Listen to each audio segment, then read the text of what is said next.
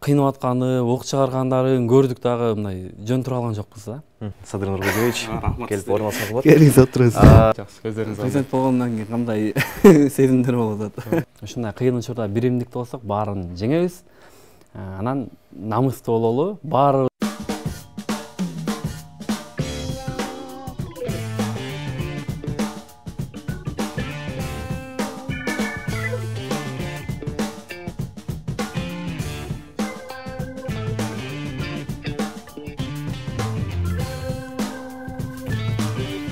Эми, Талант, азыркы дал ушул мен бере турган суроом, акыркы ошол чек арада болгон окуя боюнча, окуя башталгандан кийин эле эртеси күнү эле сен жолго чыгып кеттиң. Ошол учурда эмнени ойлондуң? Эмнеден улам сен ошол жака кетем деп чыктың негизи? Барып келейин деп. чын айткандай башында кетип атканда эле мындай коштошкондой кеттик да бияктанчы. Видеолорду да жөнөтүп, инилерибизгечи, эгер бирден болгон болсо, ушу видеону чыгарып койгула деген сыяктуучу. Анан мындай билбейм, жаштыкпы, баягы каныбыз кайнап турганда жөн тура алган жокпуз да.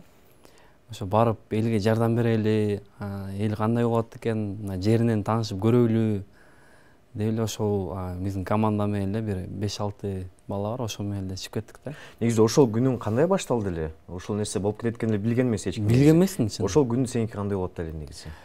Бир күн мурда эми баягы кичине жаңжал болоптур деп укканбыз, бирок эртеси эле мындай катуулашып кеткенин уктук да. Маалыматтардан көрдүк дагы биздин мекендештерди аябай мындай кыйнап атканы, ок чыгаргандарын көрдүк дагы мындай жөн тура алган жокпуз да. Кой биз да баралы деп ошол менен эле машина менен чыгып кеттик да. Сен өзүң автоунааңды саткансың ошол убакта. Ооба. Анан ошонун акчасынан 100 миңди ошол жака берейин деп чечтиң, э? Ооба. Эмнелерди алып алдыңар? Ал дагы оюмда жок болчу кетип аткандачы. Жөн эле жардам берели деп кетип атканбыз. Анан кийин жолдо баратып, дагы жаңылыктарды көрүп аттык. Анан ойлонуп, кой мындай берейинчи, башкалар дагы ошого карап чыгарсын деген максат менен. Анан бул жактан акчаны сал дедим. Акча бирөөдө болчу да. Сал дедим дагы, ошо менен акчаны ошол жактан кайсы кадам жайбы ошол жерде шаардан банктан алдык дагы, ошол жерде базардан продукт алдык, ошо менен чыгып кеттик да. Эми негизи бардык эле ошол жактан мынакей сен кеткенден кийин митингде болот да. Көпчүлүк ошол барат элек, мынакей биз патриотпуз дегендер да чыгып атты. Бирок алып караганда кайсы бир учурда автобус келгенде баска кетип барам десеңер, баска дегенде кетпей коюшту да. Негизи сен ошол учурда мына коркуу сезим болгон жокпу балким? Барганда балким абал өтө эле орчуп кетиши мүмкүн болчу да негизи, аябай кырдаал күчүп аткан болчу. Ойлор келдиби негизи ошондой? Негизи элге бербей койгону деле башында ойлоп аткам, элге курал берип койсо деле мындай өздөрүн мындай коргоп калат белеги депчи. Кийин бирок туура эле кылган экен, эч кимге курал берген жок. Эгер курал бергенде мындан дагы оор болуп, өрчүп кетпейби? Байым ок атканын билишпейт да көпчүлүкчү. Мисалы мен анча мына билбейм да, ачыгы. Мен сыяктуу адамдар көп да ал жердечи. Жөн эле мындай чыгып алып эле мен барат элем деп кыйын болгондор көп да. Алар барат дагы бүт бардыгын өлтүрөт болчу да, наоборот, оорлоштуруп коет болчу. Ошого бербей койгону аябай эле жакшы болду. Сен мынакей барды кызыгып болуш керек, ушул Садыр Жапаровду канча жылдан бери колдоп келесиң? Азыркы учурда мамилеңер кандай дегендерге? Кандай жооп болот сенен? Мен 2010-жылы 13 жашта болчумун. 13 жашта болчу. 13 жашымда, азыр деген 5 жашында. Ошол кезде саясатка кызыккан. Ошондой эле мен мектепте жүргөн, мен мугалимдерим дагы, мен классташтарым дагы билет мени. Ошол кезден бери Камчыбек Ташиевди, Садыр Жапаровду ошондон таанып, 2010-жылы июнь окуясындагы, Ош окуясындагы ошол учурда мына Ташиевдердин Ата журт партиясынын кылган мээнети аябай чоң да. Мен ошолорду көрүп аябай таасирленгем. Ошол кезде Ташиевди аябай колдойт болчумун. Ташиевди кумир тутуп ушундай колдойт болчумун чын. Ал эми канча 1 ай 2 ай болдубу? Жана Бекболот деген кичинекей баланы алып кирип чыкканда бир 2 сааттай сүйлөшүп отурдук. Аябай көп нерселерди айтып берди. Алдыда боло турган иштерди айтып берди. Бизге конокко Садыр Жапаров келип калдырбай. Саламатсызбы? Саламатсызбы? Келиңиз отуруңуз. Рахмат. Бул жакка карап койсоңуз болот мынакей. Садыр Жапаров Кыргыз Республикасынын президенти. Садыр Нуркожоевич. Келип орналасаңыз болот. Келиңиз отуруңуз. Охрана жок, жөнөкөй эле адам экенсиз. Кош келиңиз. Биз ушул таланттын кыялын орнотолу деп бүгүн сизди эфирге чакырдык. Рахмат. Талант Күтпөгөн иштерди кылдыңар го. Бүгүн биз мынакей жакшы бир саясат темасына сүйлөшүп отурабыз. Конокто Талант Сакбаев жана Кыргыз Республикасынын президенти Садыр Жапаров Нуркожоевич окшош адамы мынакей келип отурат. Эми Талант сүйлөшсөң болот. Кое бериңиз, сабагыңыз деппи? Кандай жүрөсүз? Жакшы, өздөрүңүз Президент болгондон кийин кандай сезимдер болуп атат? жумуш жасап атабыз деп. Негизи Талант, эгерде ушул эсиңде барбы? Эң биринчи ушул Садыр Жапаров менен жолуккан күнү кандай болду эле? Сеники канча жашың болду эле? Жолугуп сүйлөшүп калган күндөр. Мен 2018-жылы Бишкекке жаңы келгенде немеге барганбыз. Абакка барып ошол жерден тамак аш киргизип, ошол жерден сүйлөшүп калганбыз да. Эсиңиздеби? Азыр кандай сезим болот Садыр Жапаров жаныңызда отурса? Эчен күткөн эмесмин, бирок. Эми Талант мынакей көп жылдан бери сизди колдойт. Мынакей 2010-жылдан бери, 13 жаштан бери колдойт. Өзүңүздүн кандай бир кеп кеңештериңизди айтат элесиз Талантка?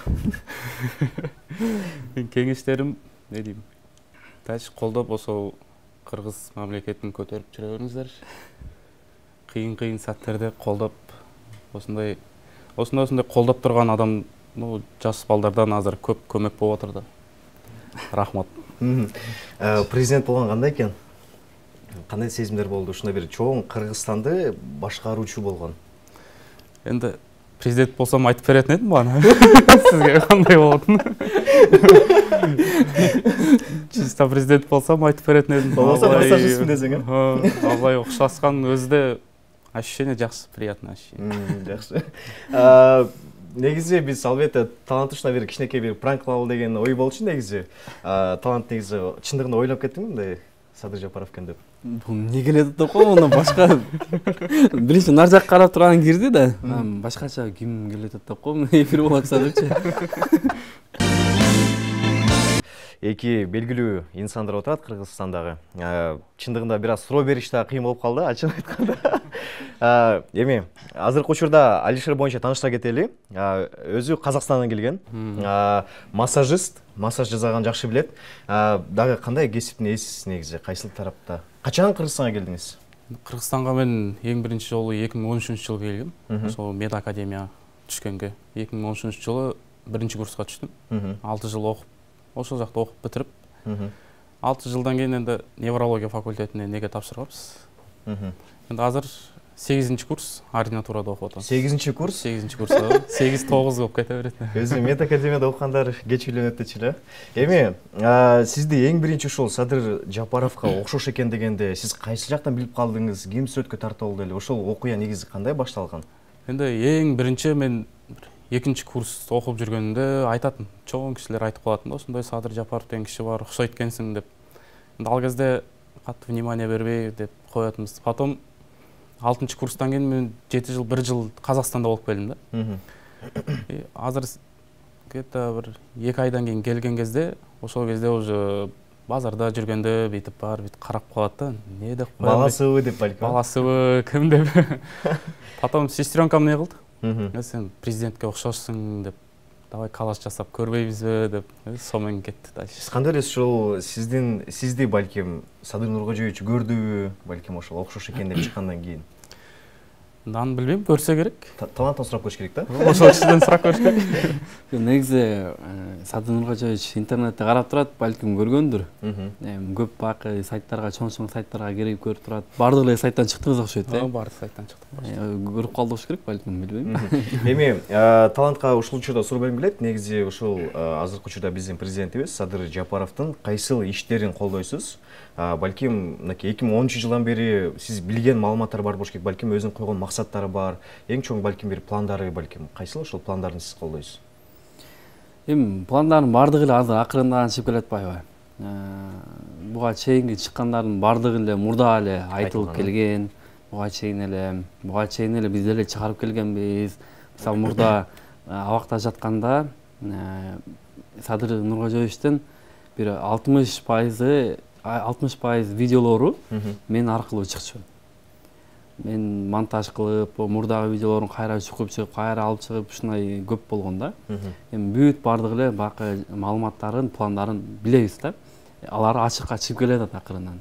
Мына кечеги эле Кумтөр боюнча, Кумтөрдү деген, мисалы мен Кумтөрдү Садыр Жапаровдон тааныганмын да. Ошондон билгенсиз, ошол маселе бар экен да.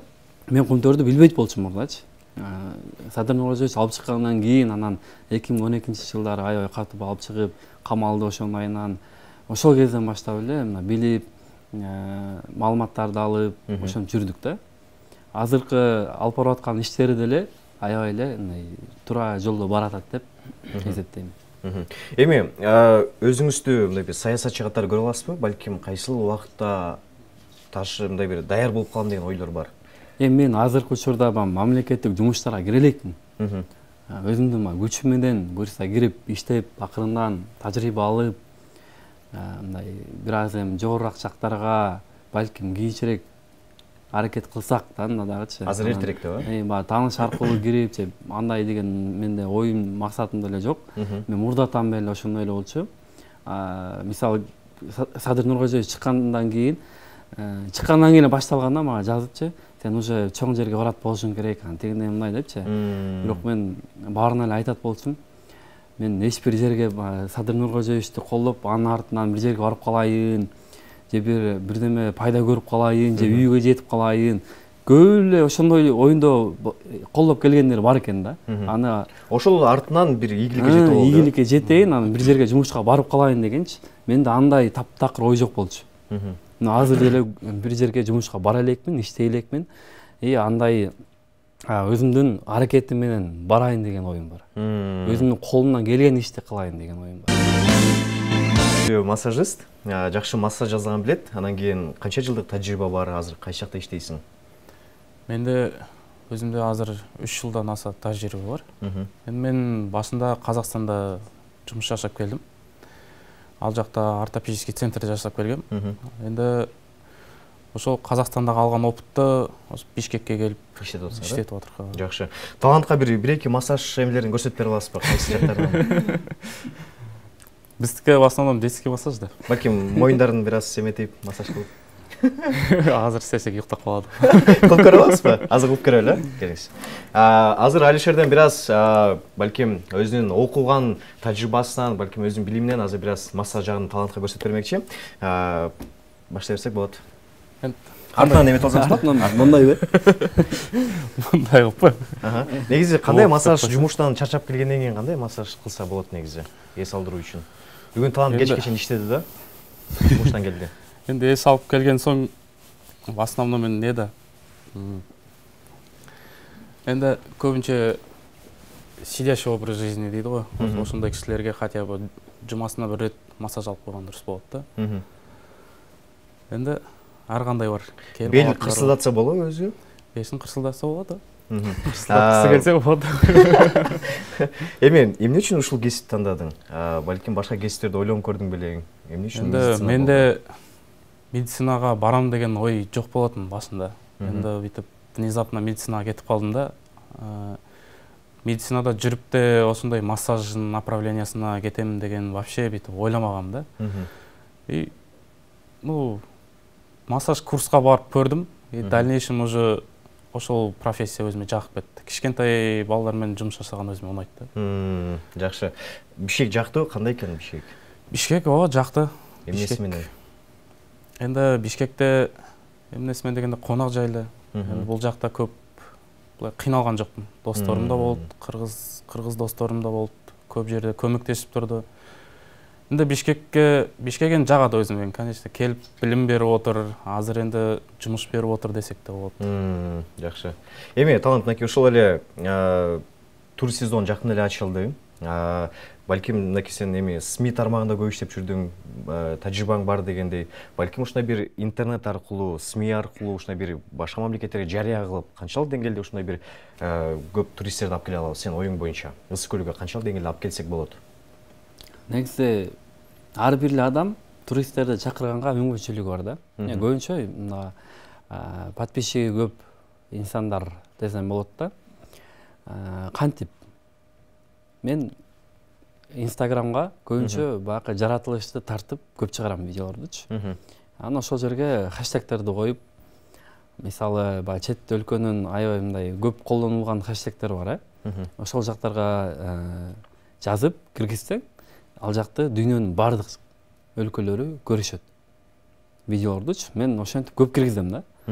Ошентип деле тартсак болот. Анан дагы бир жагы, мисалы кече блогер Гусейн Гасанов келди. Экинчи жолу келди да. Келди, кооз жерлерге, бияктарга, тоолорго, бирок көп жерлерине барбай калды. Бир эле күнгө келген экен. Келди дагы тартып кетти. Анан тиги жактан жазгандарын, мисалы Динат деген блогер келди. Комментарийин карасаң, аябай мактап жазгандар көп да. Кыргызстандычы. Ушундай да жерлери бар беле, көрө элек экенбиз. Маалымат жетпейт да болгонучу. Кооз жерлерибиз көп, бирок маалымат жетпейт. Ошого бияктагы блогерлер, ырчылар бар, чет өлкөлүк тааныштары, балким подписчиктери бардыр. Хэштегтерди коюп, жазып чыгарса, мен оюмча көп эле келет деген ойдомун да. Эми ушул жаштардын балким маселеси боюнча азыр жумушсуздук деген нерсе пайда болуп атат көп учурда. Анан кийин талантты айтып кетиш керек. Талант өзү буга чейин YouTube'тан баштаган. Кыргызстанда ушул эң биринчи ушул New TV телеканалы интервью алган болчу. Ушул YouTube'тан кантип акча тапса болот дегендерге. Балким Аскарга да кызык болушу мүмкүн. Анткени медицина тармагынан YouTube'га да кирсе, балким ошол жактан да монетизация кылса болобу деген нерсе. YouTube'тан чындыгында акча тапса болобу жана кандай жолдор менен? Буга чейин көп эле айтып келгенбиз. Канча тапканымды деле, башкасын деле көпчүлүк блогерлер айтпайт, бирок сен канча табасың? Буга чейин мурда былтыр, мурда жылдары айына орточо ошо $1000 түшүп калат болчу. Азыр бирок азыркы учурда көп мындай киришип эме кыла элекмин, башка жумуштар менен болуп. Бирок азыркы учурда деле $1000–$1,500 түшүп турат. Ал эми кандай контент азыр элге кызыктуу? Кандай эмелер киргизиш керек? Балким азыркы учурда жаш көрүүчүлөр турса, кандай контент кылыш керек? Кайсыл тармакта? Эми азыркы учурда бизде деген ютуберлердин баардыгы эле саясат чыгарат да. Көп элечи. Бир 60–70% эле политиканы чыгарат. Мен сунуштаган контенттер бул жанагы тамак аштарды жасап чыгаруу. Аскар кандай сунуш берет эле? Бул деле эме чыгарса болот, көп массаж кылып, кантип кылыш керек, жанагындай сабактардычы чыгарса болот. И өзүнө да реклама болот, бул жактан YouTube'тан дагы көрүүчүлөрдү топтоп акча дагы түшөт да. Мынакей Аскарга идея, жылдыздарга массаж деген да? Андай кылса да болот. Болду, жасайбыз. Чоң рахмат. Талант, биздин убактыбыз кыскарып бара жатат, Аскар. Бүгүнкү эфирге келипеңиздерге чындыгында ыраазычылык билдиребиз. Аябай кызыктуу эфир болду деген ишеничтемин. Бүгүнкү New TV Show программасына конокто блогер, активист, мыкты инсан Талант Сагынбаев жана медицина тармагынан жакшы ийгиликтерди багындырган, учурда TikTok'то, Instagram'да модель катарда билсеңиздер керек. Конокто Аскар да келип берди бизге. Чоң рахмат. Балким каалоо тилектериңиздер болсо, камера сиздердики, бири-бирден айтып кетсеңиздер болот мынакей бул камерага. Президентке жол берели. Президентке сөз берели. Эмне дейбиз? Энди мамлекетибиз тыныч болсун. Заманыбыз тыныч болсун. Дальнейшем энди азыр көп деген өзгөрүштөр болуп атат. Энди дальше больше өнөгө берик. Чоң рахмат, Талант. Мекенибизде тынчтык болсун, элибиз ток болсун. Баягы азыркы кыйынчылыктардын баардыгын биргеликте чогуу жеңели. Анан биримдиктүү бололу. Ушундай кыйын учурда биримдиктүү болсок, баарын жеңебиз. Анан намыстуу бололу. Баарыбыз бирөөнү жамандабай, бирөөнү сындабай, өзүбүздү оңдосок, ошондо мамлекет оңдолот. Чоң рахмат. Ушу менен эфирде жыйынтыктайбыз. Кызматта Арсен Султанов болду. New TV Show программасы. Баарыңыздарга чоң рахмат. Комментарий калтырып коюңуздар, лайк калтырып коюңуздар. Баарыңыздарга чоң рахмат.